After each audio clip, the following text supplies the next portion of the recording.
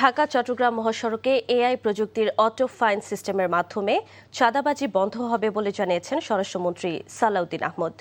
দুপুরে নারায়ণগঞ্জের সোনারগাঁওয়ের মেঘনাঘাট এলাকায় এই কার্যক্রমের উদ্বোধন শেষে তিনি কথা বলেন। স্বরাষ্ট্রমন্ত্রী জানান, এআই প্রযুক্তির অটো ফাইন সিস্টেমের মাধ্যমে ঢাকা চট্টগ্রাম মহাসড়কে যানবাহনের নির্ধারিত গতিসীমা অতিক্রম, অবৈধ পার্কিং, থ্রি হুইলার ও উল্টো পথে যানবাহন চলাচল সহ অন্যান্য ট্রাফিক আইন অমান্যকারীদের বিরুদ্ধে তাৎক্ষণিক ব্যবস্থা নেওয়া সম্ভব হবে। নারায়ণগঞ্জের সাইনবোর্ড থেকে চট্টগ্রাম সিটি গেট পর্যন্ত ২৫০ কিলোমিটার এলাকায় গুরুত্বপূর্ণ স্থানগুলোতে ১,৪২৭টি এআই ক্যামেরা স্থাপন করা হয়েছে।